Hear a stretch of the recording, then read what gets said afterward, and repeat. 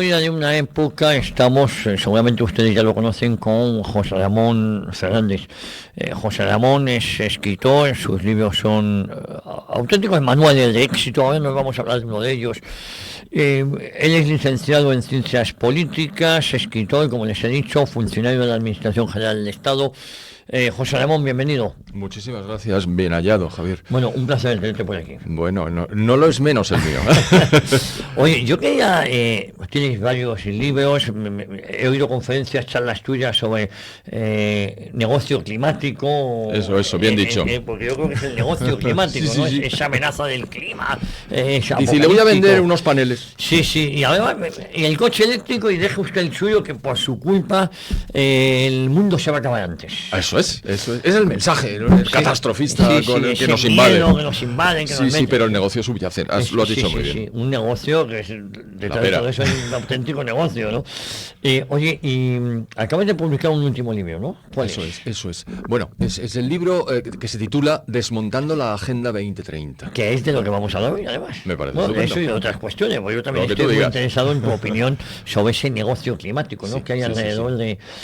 nos llamaron primero calentamiento global y como eso no colaba ya... Claro, fíjate lo que pasó. Efectivamente, hubo un periodo desde 1978 aproximadamente hasta 1998 en que la temperatura de la atmósfera de la Tierra se calentaba. No tantísimo, pero sí. Y entonces dijeron, ya está, aprovechamos esto para meter un cuerno al desarrollo económico de la economía de mercado, u occidental, como quieras verlo.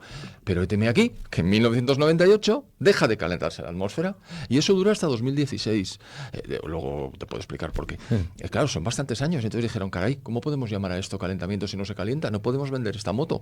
Y entonces dijeron, pues ya está, cambio climático, porque el clima, claro, cambia constantemente, es una obviedad, pero bueno, en cualquier caso. Y entonces dijeron, ¿ves? Y luego en el 2016 ha vuelto a subir la temperatura, con lo cual, pero ya no le cambiamos el nombre de nuevo. Menos mal. Porque volvió a bajar en 2017, volvió a equilibrarse en 2017. Y entonces en 2023 volvió a subir, pero ya no le han cambiado el nombre. Y luego está volviendo a bajar. ¿Por qué? Porque son ciclos naturales, claro. Oye, ¿y qué hay detrás de todo esto? Porque ¿qué interés tiene? Yo hablaba del negocio porque creo que esto también es una pregunta retórica, pero detrás de esto hay, primero, inocular el miedo a la sociedad, lo hemos visto en tiempos de pandemia. Claro, con el miedo la sociedad se vuelve maleable y entonces te colocan leyes restrictivas una detrás de otra que tú, pues como el Parlamento está cerrado, pero aunque estuviera abierto, te sacan un Real Decreto y punto pelota, ¿no? Se trata de, en última instancia, dos cosas. La primera y principal, destruir las economías de mercado, es decir, Occidente. Y la segunda, enriquecerse en el camino. Es decir, son dos cosas perfectamente compatibles. ¿Y por qué quieren destruir las economías occidentales? Como dicen, porque lo dicen. Bueno, pues porque es el socialismo. Es decir, lo han intentado varias veces. Lo intentaron con la Revolución de 1848, lo intentaron en 1917-1922 en la Unión Soviética, China, por supuesto, a partir de 1949, todo eso lo sabemos, sin éxito. Y entonces debieron decir, imaginó que mirando a Gramsci, no, quizá la violencia no nos es tan útil, vamos a utilizar un mecanismo insidioso, oculto. Vamos a decir que el CO2 calienta la atmósfera, que ese calor va a deshelar los casquetes polares. Y Groenlandia de paso. Bueno, el Polo Norte no cuenta porque como está flotando en agua no hay variación en el nivel del mar, que es a donde voy. Y cuando se deshielen los casquetes polares, esa enorme cantidad de hielo se vierte en el mar, sube el nivel, inunda las costas, que es donde está la mayoría de las ciudades desde tiempo inmemorial, y esto va a ser el fin del mundo, poco menos. Nos vamos a morir todos, cosa evidente por lo demás, pero de golpe y porrazo y por una razón técnica. Dices, pues ya está, si la emisión de CO2 va a provocar estos problemas, todo imaginado, pues ataquemos las emisiones de CO2. Y ni cortos ni perezosos se ponen a atacar no ya las emisiones directamente, sino la utilización de los combustibles fósiles que al ser quemados provocan la emisión de CO2. No solo ellos, evidentemente. Conclusión, a destrozarlo. Dice, pero en todo el mundo será, ¿no? Porque el mayor emisor de CO2 es la República Popular China. No, porque al principio decía, es que son pobres. Luego, ya cuando dejaron de ser pobres, dice, es que son chinos, es que son muchos. Vamos, la realidad es que la manipulación proviene de un organismo como la Organización de Naciones Unidas, cuya función no es esta, ni mucho menos, que está patrocinado fundamentalmente, no financiado, porque lo financia sobre todo Estados Unidos, bueno, hasta que llegó Donald Trump en su segunda etapa, sino patrocinando por naciones como la República Popular China, que tiene enormes recursos financieros también, no lo olvidemos. Así es que matan dos pájaros de un tiro. Por una, se cargan las economías occidentales de acuerdo con ese patrocinio chino, con lo cual socializamos la economía mundial y además de paso, como destrozamos la autonomía de las soberanías nacionales, pues gestionamos desde Naciones Unidas. Oye. Y lo que es curioso también, y gestionan a mucho incauto que le inoculan ese miedo en la nueva religión, ¿no? Hemos sustituido la espiritualidad por cosas más terrenales, ¿no? Sí, es una especie de religión. Sí. Tienes toda la razón, y además está muy bien visto porque es así. De hecho, en el libro anterior, uno de los anteriores, porque el anterior es sobre Franco, el anterior al de Franco, que se llama Crimen de Estado, ahí explico claramente, hay todo un capítulo hablando de la religión, pero es que incluso tienen un papa, que es Antonio Guterres, el secretario general de Naciones Unidas, y una Juanita de Arco, que bueno, ahora se dedica a otras cosas, ahora sube en flotillas de Hamás, financiadas por Hamás, acompañadas por Hamás y en defensa de Hamás, lo cual pone de relieve su catadura. Claro, pero fíjate, es curioso que hablabas de Greta Thunberg o Thunberg, sí, ¿cómo se pronuncia? O Zumbada, que hemos puesto en manos, cuando tenía 14 años, de una niña con 14 años y con Asperger, oye, que no es, tengo muchos amigos, no muchos, pero que tienen su hijo tiene Asperger o autismo, tal, sí. pero hemos puesto en manos de, cuando tenía 14 años... Sí, sus padres son los responsables. El futuro del planeta. Para que nos hagamos una idea. Claro, pero con eso locura. Lo que querían era agitar un espantajo joven para lanzarlo frente a todos los jóvenes del mundo. Una chica creíble para sus coetáneos. Pero una locura, una locura, una niña con un alto asentismo laboral. ¿Cómo? Que no está bien, vamos, si no iba a clase. Claro, por eso digo, vamos. Sí.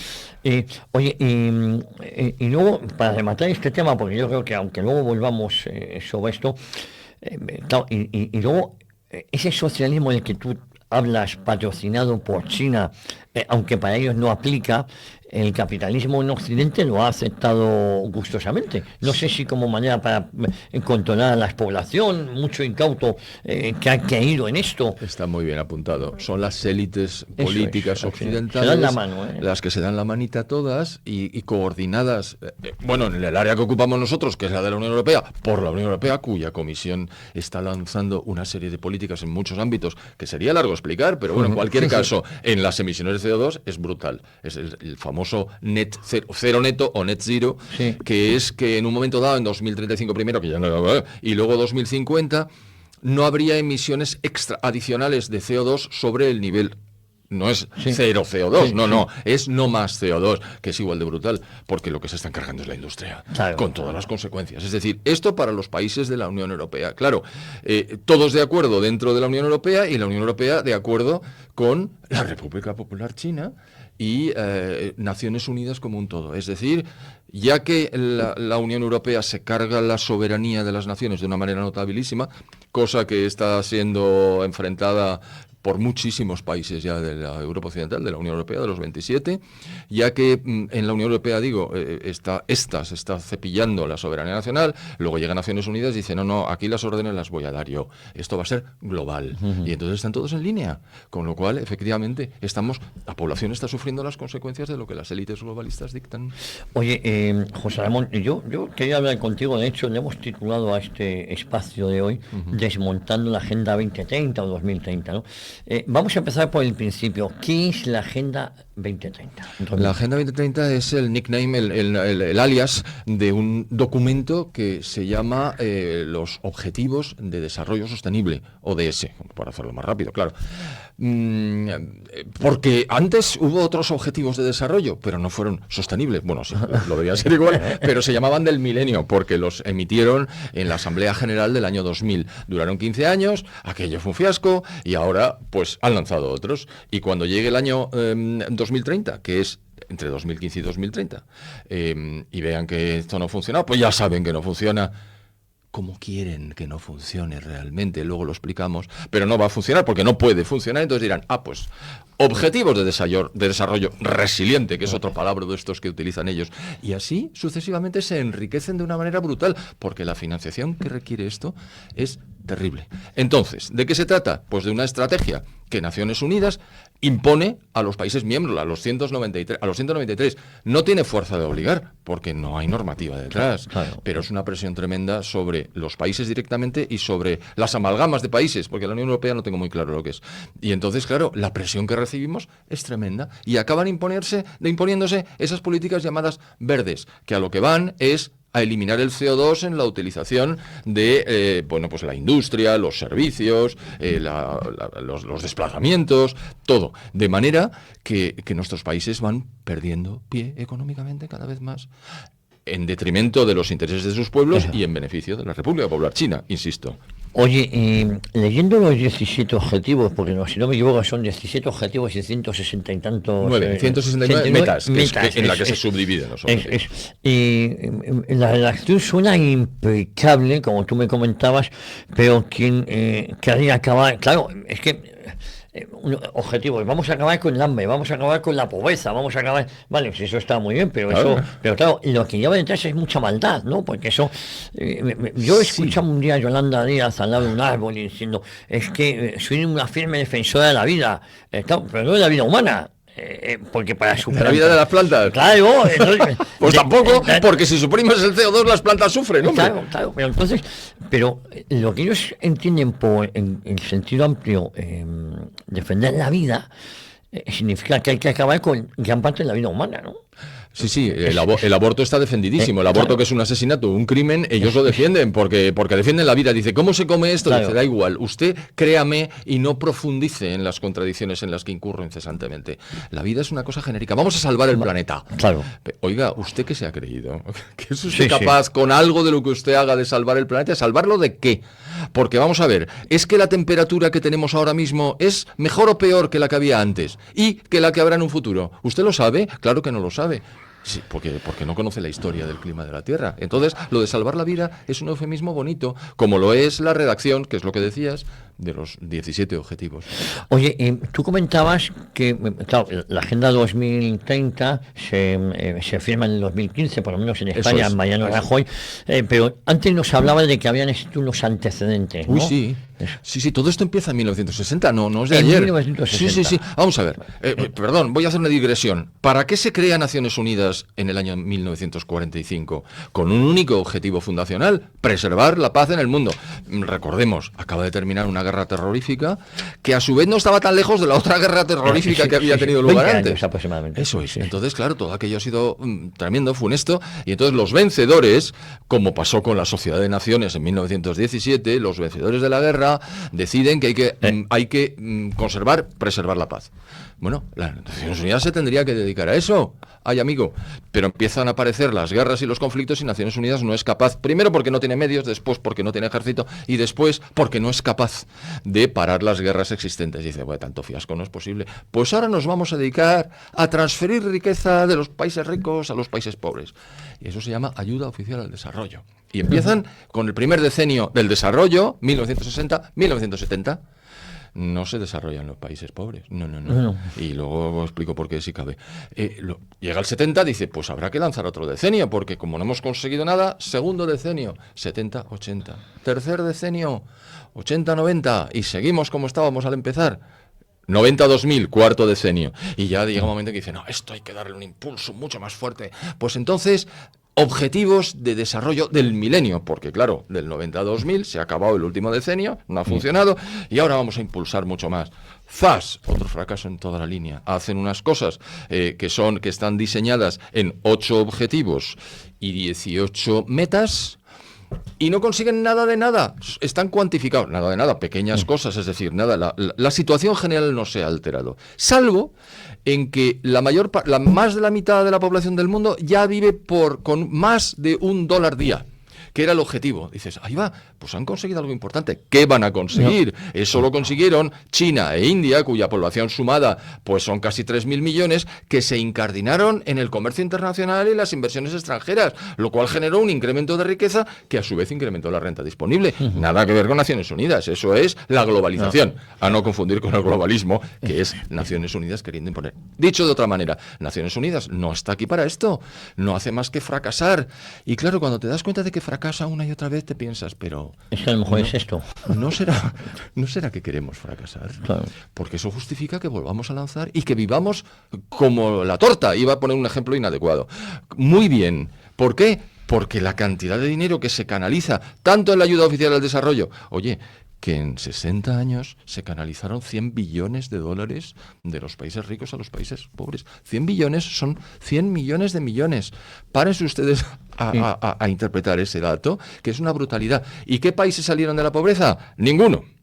Los dos que han salido con más fuerza fueron la República Popular China y la India mucho más atrás, y por supuesto una serie de países en Extremo Oriente que salieron gracias a que se incardinaron en el capitalismo internacional, y ahora son, bueno, Singapur, que os voy a contar, Corea del Sur en el año 53 era tan pobre como Corea del Norte, porque no había divisoria. Claro. Bueno, ahora es 68 veces más rica que Corea del Norte. Así es como funciona el comunismo. Pequeño inciso, cierro el paréntesis. Quiero decir, Naciones Unidas se ha metido en esto porque lo que quiere es modificar el patrón de comportamiento occidental. ¿Que cómo lo sé? Pues porque lo saqué de las actas de la UNFCCC, que es UN por Naciones Unidas, que es el Acuerdo Marco sobre Cambio Climático, que se celebró en el 2010, donde un tal Ottmar Edenhofer, eso está en mi libro anterior, pero vamos, lo cuento también en este, decidió que no se crean ustedes, dijo, comillas, a ver si me acuerdo exactamente porque estoy poniendo comillas. No crean que estamos hablando de asuntos que tengan que ver con el clima. De lo que estamos hablando es de modificar el patrón de comportamiento de las sociedades. Y va y lo dicen en el acta, se recoge en el acta. Oye, pues si lo dicen ellos. Sí, sí. Y luego resulta que Cristina Figueres, o Cristiana, como se hace llamar ahora, hija de un expresidente de Costa Rica, en el mismo año 2010 dice eso de por fin tenemos una oportunidad de cambiar el modo de producción occidental. Caray. Oye, José Ramón, yo recuerdo que en esa época, en los 60, 70, se hablaba mucho de la superpoblación y las hambrunas en África, y te ponían imágenes, pero sobre todo el tema el mito de la superpoblación, que éramos demasiados, ¿no? No sé si esto iba también encaminado, era previo a lo que nos ha venido luego, ¿no? Esas políticas homosexualistas, abortistas. Sí.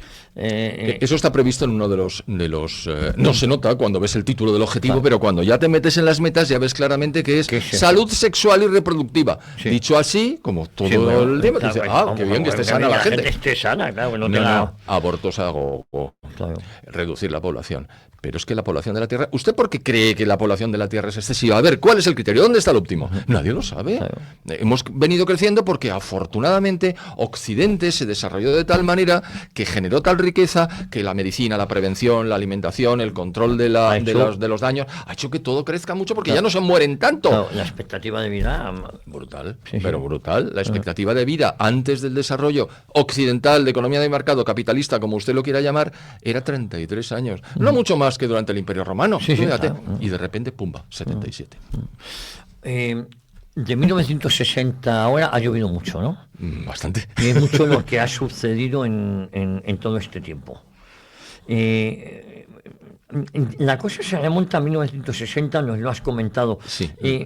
¿Qué tal resultó en la práctica el intento de esos objetivos de desarrollo del milenio que has mencionado? Porque nos has adelantado que todo aquello ha fracasado y que nada... Son 18 objetivos, de los cuales uno solamente... Que el pasar de la renta per cápita de $1 al día, que tampoco era una cosa muy... Ahora estamos, bueno, como el Banco Mundial no hace más que elevar el nivel de la pobreza, el Banco Mundial pertenece a la Organización de Naciones Unidas, es del grupo.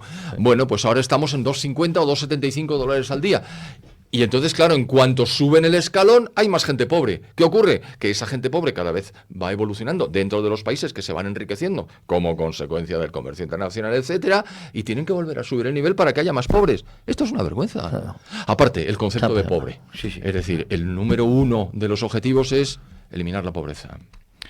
Vale, usted no puede eliminar la pobreza, perdóname, porque la pobreza es un concepto que está incurso en una escala móvil. Es decir, Pongamos toda la población. ¿Qué es Habrá pobreza? Una Claro. parte que está... Exacto. Claro. ¿Qué es eso? ¿Lo va a decir objetivamente? Entonces tiene usted que meter la evolución de la inflación, que es lo Claro. que hace el Banco Mundial. No, los pobres son los que están en la parte de abajo de la renta disponible. Vale. ¿Y es lo mismo tener renta disponible de 1.000 que de 10.000? No, claro, es mucho mejor tener 10.000, pero siguen en la parte inferior de la escala móvil, Claro. que es móvil, que va subiendo en función de la riqueza. Siempre habrá ricos y pobres, porque siempre habrá gente que esté en la parte de arriba y gente que esté en la parte de abajo. Es decir, ¿esto es un engaño? Claro, ¿qué va a hacer la gente? Sí, elimina la pobreza. Sí, ¿cómo no? ¿Cómo no? Oye, vamos a ver si me aclaro.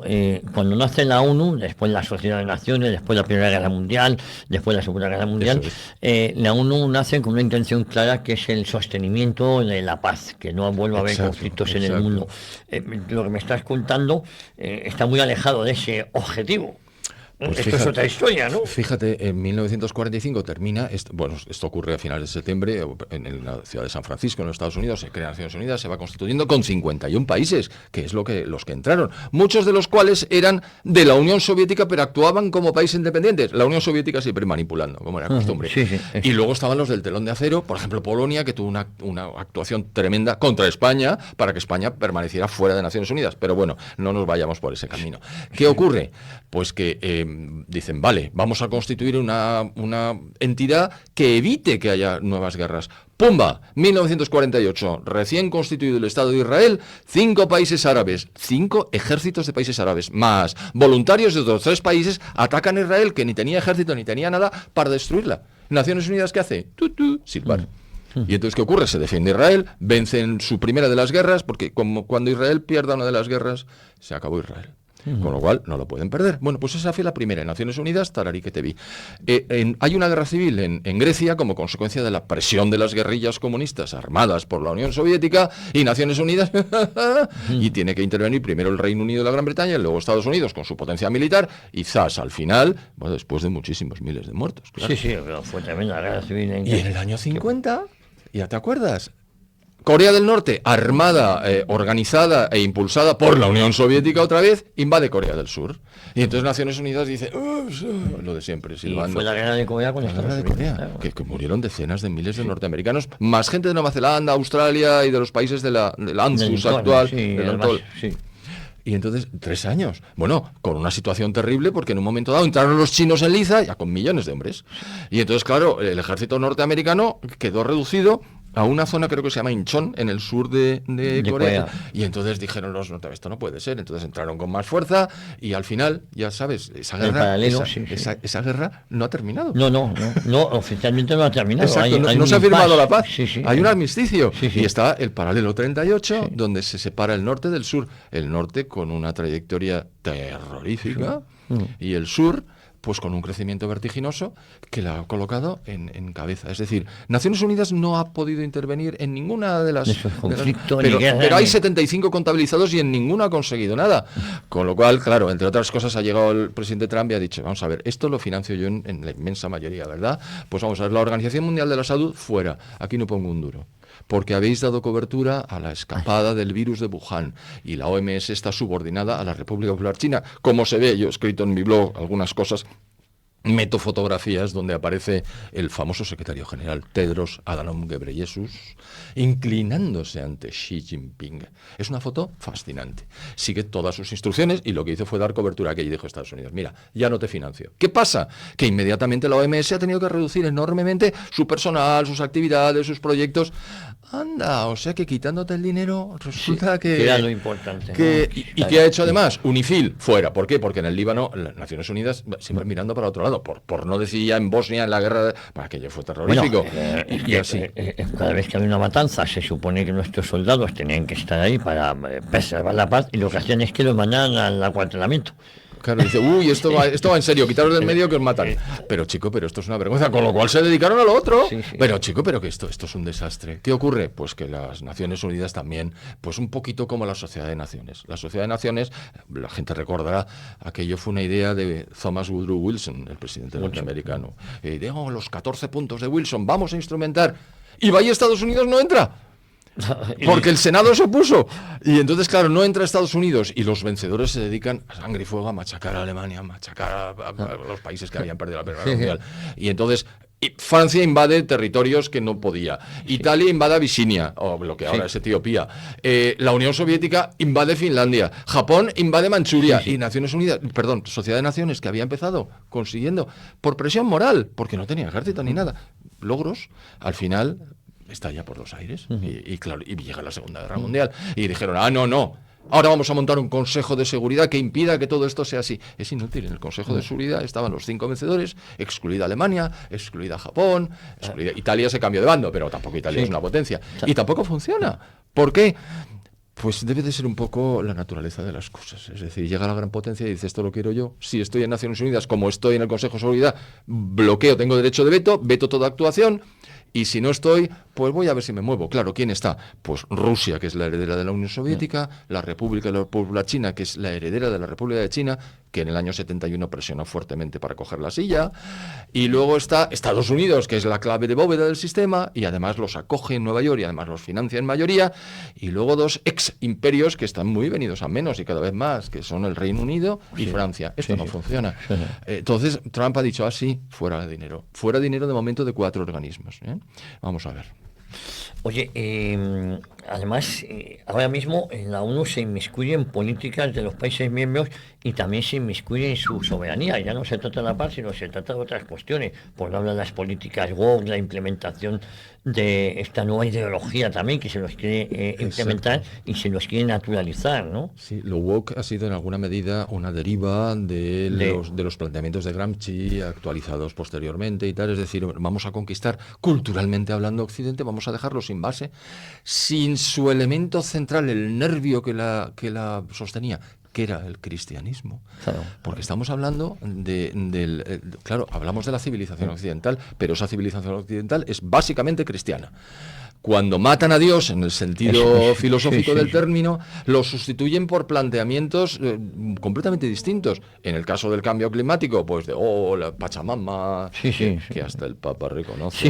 Y cuando digo el Papa, porque debería decir los papas. Hemos la última bendiciendo un trozo de hielo, pero además que, oye, está bien que a uno le bendiga la moto, la casa, el coche. Pero hace el cura o como mucho el obispo. Pero hombre, esto, o como vimos en el Vaticano, con el ya fallecido Papa Francisco, pues con la Pachamama o la Mamapancha ahí en un altar.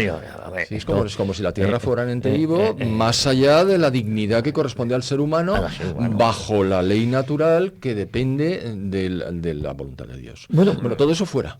Y en su lugar, lo hemos visto en Estados Unidos, el imperio woke que se estaba montando de la mano de los demócratas. Claro, y que se está viniendo abajo, o por lo menos hay resistencia, porque en España sobre todo, no sé si coincides conmigo, José Ramón, hemos normalizado determinadas locuras, ¿no? Damos por buenas determinadas locuras, las políticas trans, que un niño se autoperciba, un niño o una persona, y yo tengo que respetar que un tío se autoperciba un gato, un perro, un caballo, yo no, usted autoperciba eso lo que quiera, pero usted no lo es.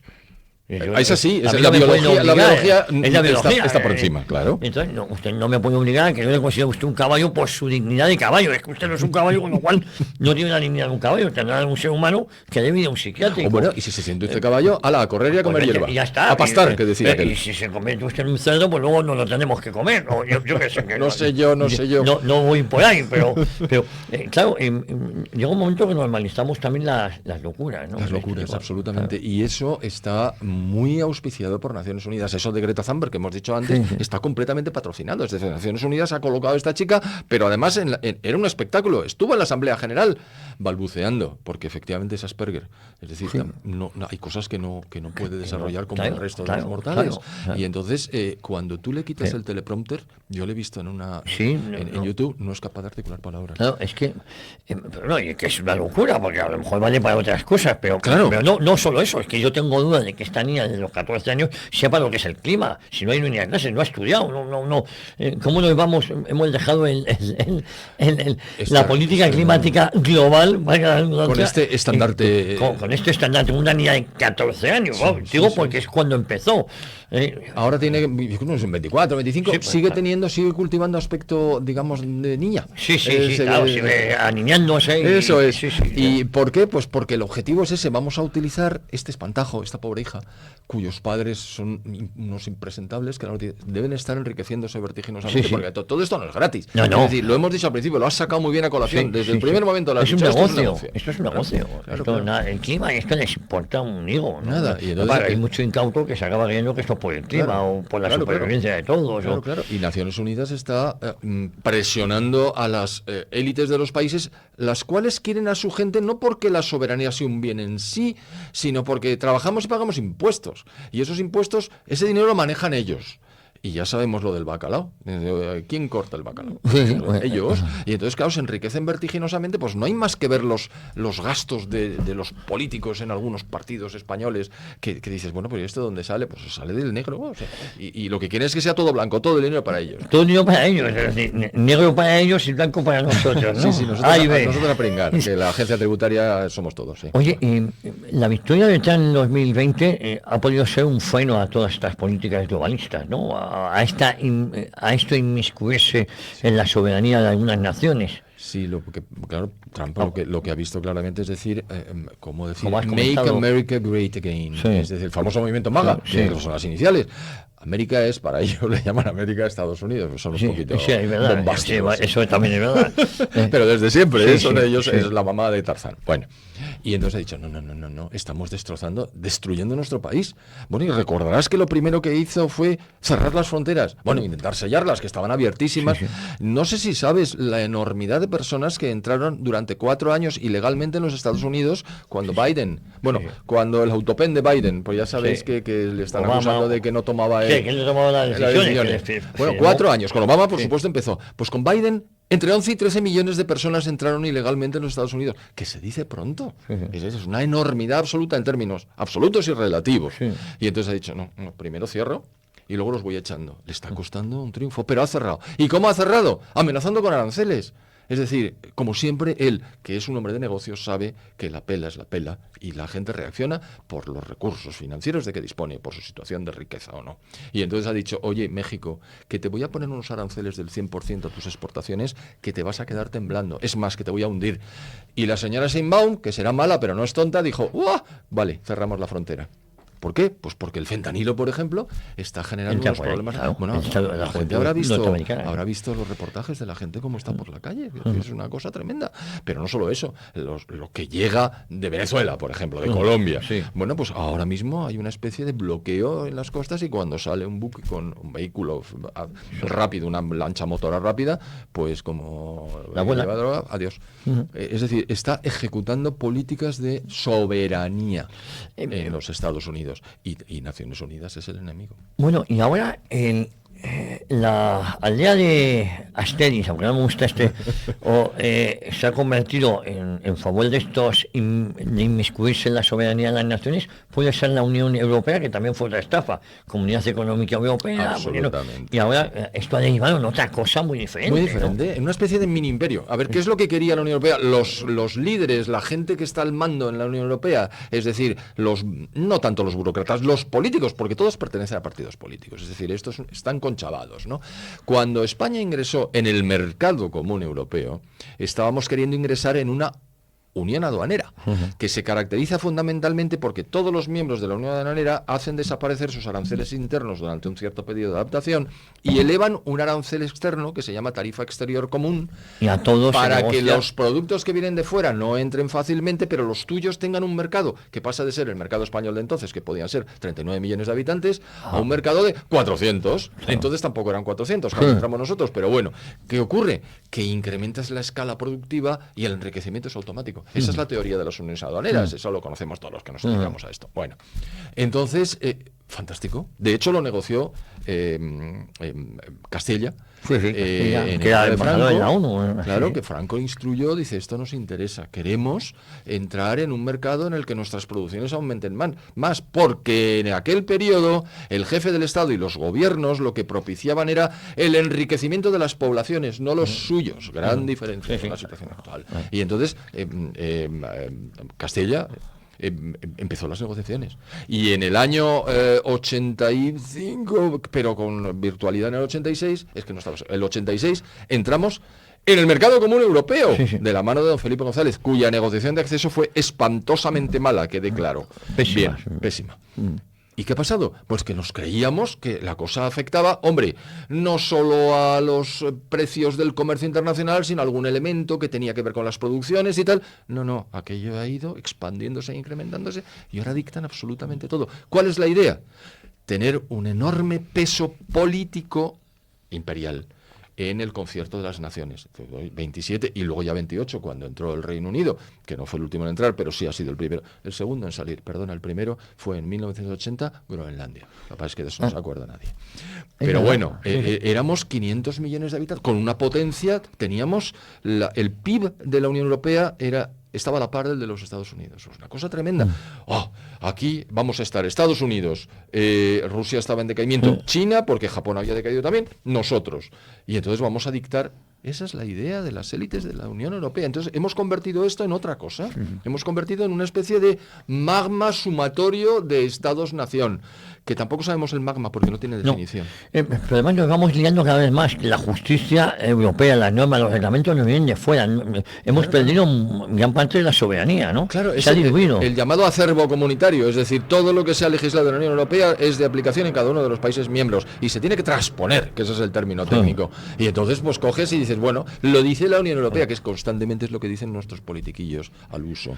¿Y qué? Bueno, esa es la excusa que me daba, volviendo a lo doméstico, el alcalde de Las Rozas, que daba a los vecinos cuando le hablábamos de las zonas de bajas emisiones o la tasa de basura, hasta que un día pues le tuve que decir, oye, pero si es que en Europa gobierna tu partido. No manda tu partido. Pero no solo eso, no se obliga a que haya zonas de bajas emisiones, no se obliga a que estén en determinados lugares, no hablan de nada de eso, no obligan a que tenga costes enormes para los que no pueden. Nos derivaríamos a qué es lo que está ocurriendo en Madrid de la mano de un alcalde que se presentó diciendo que iba a desmontar lo que había hecho la alcaldesa Carmena y al día siguiente... lo ha implementado. Lo ha implementado. Es que son así, es la hipocresía rampante, que también tiene que ver con la hipocresía de Naciones Unidas, que dice, no, esto es por el bien del planeta y nosotros tenemos que, y además vamos a mejorar. Tú fíjate, uno de los puntos, creo que es el quinto, dice igualdad de género. Usted no puede pretender que haya igualdad de género cuando 57 países islámicos votan a la vez. Y recuerde usted cómo es la igualdad de género en los países islámicos. Claro. Y si no lo recuerda usted, yo se lo cuento que está en Arabia Saudita destinado. Cosa que ya sabía antes. Pero evidentemente no. Por mucho que el príncipe bin Salman esté desarrollando políticas, pero hasta cierto punto, porque el Islam dice que la mujer vale menos que el hombre. O sea que ha habido 57 países que han votado a favor de los objetivos de desarrollo sostenible o Agenda 2030 y usted nos quiere hacer creer que lo van a implementar en sus países, ¿verdad? Pero ¿de qué estamos hablando? Claro, es que es una cosa... Podemos decir que la Agenda 2030 es una auténtica farsa, pero ¿cuál sería su objetivo final? Pues está claro, el objetivo final es destruir las economías de mercado. No ya porque lo hayan demostrado, es decir, está en los papeles, está en las actas. Me refiero al cambio climático, pero es que precisamente Naciones Unidas creó un organismo que se llama IPCC, que son las siglas del Panel Intergubernamental para el Cambio Climático, que está creado para demostrar que es el ser humano el responsable del cambio climático y por tanto de la destrucción. Por lo tanto hay que paralizar las economías occidentales y eso es lo que el socialismo siempre ha pretendido, derrotar a Occidente, derrotar la economía de mercado y en su lugar arbitrar mecanismos de dirigismo desde unas cúpulas que tú no sabes muy bien, desde luego no las has elegido, y que lo que quieren es ciudades de 15 minutos, usted no consuma carne, porque el metano que expelen las vacas resulta que contribuye... Vaya usted a la mierda, buen hombre. Porque claro, ahora no es el momento de decir cuál es el peso relativo del metano en el conjunto de los gases de efecto invernadero que se decentemente, que es cierto, en su momento calentar la atmósfera. Menos mal. Menos mal, Javier, porque la atmósfera de la Tierra ahora mismo es 14,6 grados centígrados. Pero si no hubiera gases de efecto invernadero, el primero de los cuales es el vapor del agua, de lejos, el 95% del total, estaríamos a 17 bajo cero. O sea que no estaríamos. Sí. Con lo cual, el metano es no es ni el primero, que es el vapor de agua, ni el segundo, que es el CO2, es el tercero. Pero en unos porcentajes bajísimos. No afecta en absoluto. En absoluto es despreciable. Estamos hablando de centésimas de millón. Una cosa absurda en las temperaturas. Pero claro, vamos a cargarnos las vacas porque son muy malas y echan pedetes.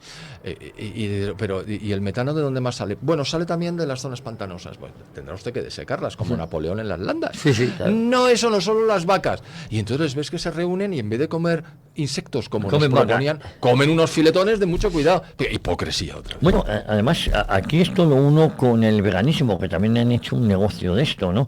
Es decir, ya no solo va unido. No, las vacas generan efecto invernadero, pero además hay un tema que es el veganismo, el maltrato animal, por lo cual no puedes comer animal. Es decir, que busca siempre va por varios caminos. Eso es, pero para llegar al mismo punto. Eso es. Es una cosa terrible. Además, objetivamente hablando, ¿qué hace el CO2 básicamente? Bueno, ayer estaba explicando en otra entrevista, y lo hago normalmente en mis presentaciones, el CO2 es una bendición.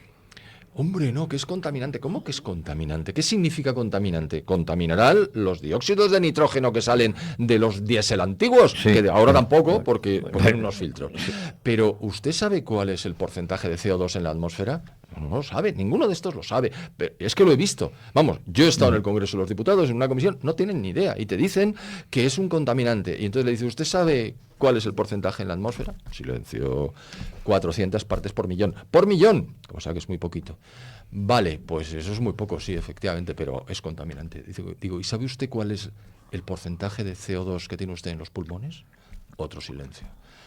Pues 100 veces más alto que el que hay en el ambiente. Es decir, si hay 400, son 430, pero para el cálculo, hay 40.000 en tus pulmones, porque tú te dedicas a inhalar oxígeno y a exhalar dióxido de carbono. Y lo tienes en el organismo y puedes vivir 100 años estupendamente con el dióxido de carbono en 40.000 partes por millón. Usted no sabe de lo que habla, pero usted legisla fatal. Claro. Fatal. Porque estamos en manos de estos, no sé si ignorantes, en este caso son también ignorantes, sí. Pero además simplemente siguen las órdenes del partido. ¿Qué ha dicho la UE? ¿Qué ha dicho Naciones Unidas? Que el CO2 es malo. Pero hay una dosis de maldad por encima de todos ellos, ¿no? Porque sí. Ellos viven bien, ¿eh? Ellos viven bien, pero a lo mejor muchas veces se ejecutan las órdenes o las instrucciones que se les dan, ¿no? Pues es que si no, no salen en la foto. Y acuérdate de aquella frase de Alfonso Guerra. De Alfonso Guerra. Oye, hay países que se benefician de esto, hay países que estoy seguro son perjudicados y otros que nada de esto les afecta. Efectivamente. Igual es ella, ¿no? ¿Cómo podríamos hacer esa?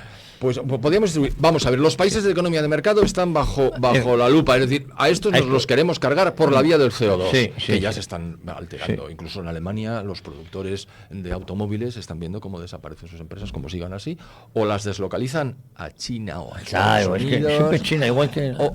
ese es el beneficiario, ya se me ve el plumero. Entonces, los 27 fuera, más Estados Unidos, más Canadá, más todos los miembros de la OCDE, que son 38, más México, tal, Australia, Japón, etcétera. Esos, bueno, a pisotearlos. Luego están aquellos donde no opera esto, la República China, India, Rusia, tal, porque, dice, bueno, ya firmo lo que usted quiera ¿cómo se llama? El Acuerdo de París del año 2016, que es el que regula estas cosas, porque está bajo los auspicios de Naciones Unidas, pero que tampoco tiene fuerza de obligar, que son recomendaciones. Es decir, en el fondo, son los propios países o las agrupaciones como la UE las que asumen estos postulados y legislan y te destrozan. Estos son los desfavorecidos. Luego están los favorecidos, que son los que comentaba antes, a los que lo de las restricciones de CO2 no les afectan, con lo cual son cada vez más competitivos. Claro, cuando tú emites CO2 es porque estás produciendo energía barata, y esa, con otras variables, pero barata. Y si la energía barata se transmite a todo el sistema productivo. Si la energía es barata, todo es más barato. Y como tienes que competir con países donde la energía es más cara y todo es más caro, ¿quién va a ganar? Pues aquellos que tienen las producciones más baratas, es decir, los países que hemos mencionado antes, encabezados por la República Popular China. Y luego ya lo de los coches eléctricos ya es otra batalla, que ya ni entramos, o entramos si tú quieres, pero bueno, nos podemos quedar aquí hasta las 12 de la noche. Pero dime. No. Acaba el razonamiento porque además es que lo suscribo. Entonces, claro, los beneficiados son esos. Y luego están los terceros, que son los que ni fu ni fa. Por ejemplo, todos los africanos de África Negra, que están diciendo, oiga, Banco Mundial, ¿me da usted un préstamo? Porque tengo mucho carbón aquí. ¿Me da usted un préstamo para producir energía y mejorar porque si hay alguna clave del crecimiento de las sociedades es disponer de energía limpia, barata y abundante, porque a partir de ahí se hizo la revolución industrial, pues yo también quiero. Y dice, no, si va a ser una central de carbón, no. Ese fue el último trabajo que hice yo en Madrid, antes de estar destinado en Arabia Saudita y jubilarme. Fue lo último que vi. Una central en la República Sudafricana, cuya antracita es la mejor del mundo, la central de Medupi, de 200 megavatios, que el Banco Mundial les dijo, es la última vez que os doy un préstamo para quemar carbón. A partir de ahora, eólica, solar. Y lo que le compréis a Lesoto, que Lesoto tiene hidroeléctrica por un tubo porque es muy montañoso y llueve mucho. Y entonces los sudafricanos decían, mandé, que soy un país desarrollado. Turú, turú. Claro, a veces consiguen algún préstamo, a veces no. Esos son los que entran, salen, suben, bajan, pero que desde luego les afecta muchísimo, porque si miras la Agenda 2030, y en el libro lo explicamos Felipe González y yo, que lo hemos escrito, ponemos casos de países que están muy desfavorecidos y no deberían. Zimbabue, pues Zimbabue que le den. ¿Por qué? Pues, ¿qué pinta Zimbabue? A mí no me interesa, dicen los de Naciones Unidas. Luego te dirán, sí, un país menos desarrollado, hay que proporcionar. Pero si ha estado Robert Mugabe durante 30 años asesinando a la población y destruyendo el sistema productivo, y ustedes no han movido un dedo, ¿pero qué me están contando? Hipocresía. Es decir, hipocresía, destrucción de Occidente y enriquecimiento paralelo. Chico. Oye, el panorama la verdad es que asusta. A mí me gustaría saber si hay alternativa o si hay algo que se está moviendo. Hay alternativas patrióticas en toda Europa, que creo que han puesto pie en pared, ¿no? Contra esta implementación. Lo han puesto. Hoy creo que era, no sé si era hoy, pero hay dos mociones de censura contra von der Leyen. Una de los países soberanistas y otra, pues creo que es de algunos movimientos de izquierda franceses, fundamentalmente, que están viendo que Francia era algo. Y Francia es que tuvo una descolonización monstruosa, pero no fue una descolonización lo de Argelia, porque Argelia era una provincia francesa. Y entonces en el año 62, con la paz de Evian, los argelinos blancos marcharon para allá, y digo blancos porque eran franceses de origen del hexágono, como dicen ellos, de origen europeo, y luego los demás, muchos de ellos que eran argelinos, que no querían la independencia, dijeron, pues nos vamos a la matriz, que es París y alrededores, todo. No, luego los demás imponiendo sus costumbres a través de la Sharia. Francia está deshecha completamente y está al borde de la guerra, como el Reino Unido. Al borde de una guerra civil entre franceses autóctonos y franceses de origen argelino. Que no se integran, segundas, terceras generaciones. Dice, yo no me siento francés. He visto reportajes, lo he visto, no lo he leído, he visto. Y entonces dices, ¿qué está pasando? Bueno, pues aquí hay que hacer algo. Y entonces ahora hay dos mociones de censura, y en Estados Unidos la moción de censura está clarísima. USAID, que es, como decir, pues la ECID de Estados Unidos. ECID es la Agencia Española para la Cooperación Internacional y el Desarrollo del Ministerio de Exteriores, que da dinero a los países sin pedir luego a cambio o sea, regala dinero de tus impuestos y de los míos y de los que ni nos escuchan. O sea, una cosa indecente. Bueno, pues USAID, eso multiplicado por 10.000. Y ha dicho Donald Trump, ¿pero esto qué es? ¿Que estamos regalando el dinero a todo el mundo? Pues si tenemos un problema fiscal gordísimo en Estados Unidos. ¡Fuera! Entonces la gente ha dicho, ¡ay, la de vidas que se van a perder! Hipócritas. Lo que estáis perdiendo es el dinero de la USAID. Pero claro, no se ha quedado ahí. La OMS, fuera. Defund, fuera el dinero. UNIFIL, pero UNIFIL es lo del Líbano, lo de Naciones Unidas del Líbano, fuera porque no hace nada. La UNRWA, pero si había terroristas de Hamas trabajando en la UNRWA, que se creó en el 48 para el tema de los palestinos, en el 48, y desde entonces es un pozo sin fondo de dinero que al final va a los de Hamas. Entonces dices, pero bueno, conclusión. Claro, es que Trump es un chico práctico. Como no es político, dice, la pasta. Aquí está en el dinero. Dejo de financiar y fuera. Y yo me estoy maliciando que en una de estas, cuando consiga resolver alguno de los muchísimos problemas que está enfrentando a la vez, va a decir, bueno, a que tenéis un edificio estupendo en Nueva York, a la orilla del Hudson, que parece una cajita de cerillas, muy bonito y tal, pues ya no lo tenéis. Pues este va fuera. Os podéis ir a París, si es que os aguantan, porque ya hay unas sedes allí. A Ginebra, que no os aguantan. A Pekín, que es un sitio estupendo, hace un poco de frío en invierno, pero está estupendo, hablan chino, pero aquí no.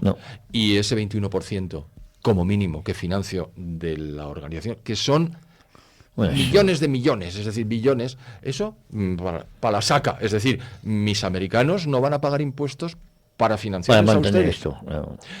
Lo veo venir. Y oye, es la solución. Si en Europa se dice, en la Unión Europea, ya está con Europa, que hasta yo incurro en ese error. La Si Unión hiciera Europea. algo parecido, adiós. Fíjate, volviendo a la Unión Europea, países como Alemania, lo has adelantado tú, se han suicidado con el cierre de las centrales nucleares y resulta que le compramos el gas, el petróleo, la malvada Rusia, porque también está el trasfondo de la guerra Rusia-Ucrania, Sí, ¿no? un asunto Que es otro de los temas que nos venden continuamente. Y luego resulta que, hablando yo con gente de la embajada en Rusia, una entrevista que les hago, ustedes se han impuesto sanciones a sí mismos, nos han prohibido la exportación de cerdo y lo que hemos hecho, pues, no sea por falta de terreno en Rusia, hemos abierto granjas de cerdo. Claro, son ineficientes y son más caras, es decir, son peores que el cerdo que exportamos nosotros, si no tiene pero tiran medio, para adelante. claro. El daño está en que ahora Ucrania está alcanzando la industria gasística y petrolífera rusa, que es la base de la financiación del ejército y del esfuerzo de guerra. Ese es otro tema, pero bueno, que también tiene mucho que ver. Fondo de la Unión Europea, pues, hemos cerrado centrales nucleares. En España el 28 de abril, si no me equivoco, tuvimos el gran apagón. Nos hemos vuelto locos. Nos estamos suicidando, pero menos. A ver, ahora mismo ya la segunda, vamos a ver, del mix energético español, es que es una noticia de esta mañana, lo venía leyendo en el bus, del mix energético español, que está integrado por eólica, solar, y luego, que son las renovables clásicas, y luego hidroeléctrica, nuclear sobre todo, y gas, básicamente, porque el resto son despreciables en el sentido estadístico. Sí, que es mínimo. Eso es muy El pequeño. aporte, Está ascendiendo mucho la participación de la energía nuclear, porque el gobierno sabe perfectamente que indujo el apagón del día 28 de abril, reduciendo la participación o el componente atómico del mix energético. Como la energía solar y la eólica son inherentemente ineficientes y no fiables porque dejan de producir por según variable o por decisión política producen más de la cuenta, como no hay inercia de generación en el sistema, es un poco complicado, pero fue porque el gobierno impuso a la red eléctrica que hubiera cada vez más eólica y solar y menos, catapón. Pues ya no. Por una parte están diciendo, vamos a cerrar las nucleares, Nucleares no, que viene desde la Unión Soviética. Es que estos son de opinión fijo, es una cosa...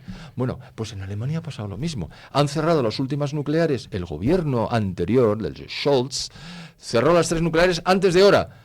Y dijo, yo gas, guerra, de gas, pues lo voy a comprar a Emiratos y a Estados Unidos. Es que cuesta mucho más, entonces se encarece la factura. Carbón. ¿Cómo que carbón? Pero si el carbón es muy contaminante en términos de CO2. Hipócritas. Están quemando más carbón que nunca. Un carbón repugnante. Porque el carbón alemán es lignito, que es lo que hay encima de la turba. Es decir, que quiero decir que está un poquito más allá de la turba. Es decir, caca de carbón que emite la atmósfera. Yo he vivido en Berlín, oriental, cuando era la RDA, y ¿sabes cómo huele? Pues es una cosa... Pues eso están quemando. Y los verdes diciendo, bueno, ya somos verdes, pero pardos. ¿Pardos? 1933. Joder. Oye, por último, José Ramón, ¿qué futuro nos espera y qué futuro le espera a la ONU? Bueno, también nos has adelantado dónde puede acabar la ONU y sus organizaciones dependientes, sobre todo después de la llegada de Donald Trump, ¿no? Que ha cerrado el grifo. A ver, Donald Trump debe estar ahora en el noveno mes de su ejecutoria, porque es del 5 o 6 de enero, me parece recordar, cuando se le nombra, gana en noviembre, y pues mira, estamos en el mes 10, entró en el 1, pues 9. Le quedan... Es su segundo mandato, como sabes, porque ha habido muy pocos presidentes americanos que hayan tenido un mandato vacío y otro mandato, de hecho solo uno, John Wesley Harding, que me lo sé, porque lo escribo y luego se te queda. Bien, y ha dicho, yo no soy un pato cojo. Ya sabes que siempre se decía de los presidentes americanos que su segundo periodo era un pato cojo, que no hacía nada, y el vicepresidente tampoco. Y aquello fluía. No, yo me voy a empeñar en mis 4 años y esto se van a enterar. Es ahora cuando es Donald Trump y no antes, que estaba en manos del Partido Republicano, posiblemente. Absolutamente. Ahora ya tiene control. En la primera fase no tuvo gran cosa. Entonces, tiene las cosas muy claras. ¿Qué puede hacer en 3 años y 2 meses y 3 meses que le quedan? Muchísimas cosas al ritmo que va. Como no lo han podido matar porque han fallado, y tampoco están pudiendo acogotarlo y está venciendo prácticamente en todo lo que enfrenta. Es un tío realmente solvente, porque no es un político, claro. Yo creo que va a continuar y va a ir dando de baja financiación a organismos diversos de Naciones Unidas. Por ejemplo, no sé cuánto tiempo tenemos, pero os puedo contar una cosa que pasó. 2 minutitos nos quedan. Pues mira, en la crisis asiática de finales del siglo XX, el Fondo Monetario tenía que prestar a los países asiáticos que habían entrado en una barrena terrible para equilibrar sus cuentas y no tenía recursos y se los pidió al Banco Mundial. Y entonces el Banco Mundial se los dio y dijo el Tesoro americano, mandé, eso no se puede hacer. Y entonces montaron una comisión que decidió que no se volvía a prestar a los países pobres porque había que darles el dinero condicionado, pero no se lo prestes porque luego no te lo va a devolver, se lo tienes que condonar, y esto es hipócrita. Bueno, no se aplicó ni de coña, porque claro, eso suponía algo parecido a coger y desmontar la mitad del Banco Mundial. Desmontar el tenderete, yo que vivo tan bien. Bueno, pues no sé yo qué me da. Que esto cuesta mucho dinero, que Trump va a ir quitando de uno en uno. Porque lo de acabar con la ONU de golpe suena fuerte. Sí, pero ese es el único camino. Y después de él, que los países soberanistas de Europa controlen y digan, un momento, este y este yo no los financio.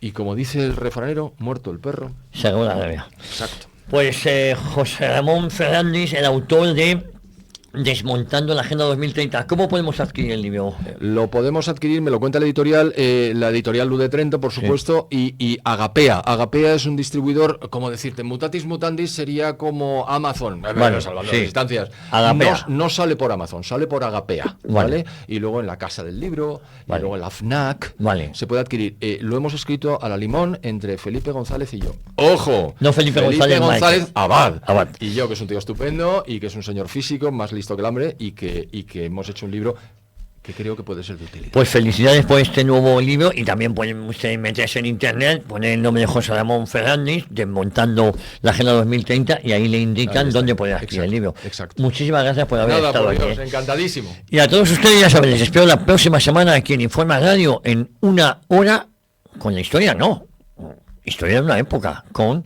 José Ramón Fernández, Desmontando la Agenda 2030.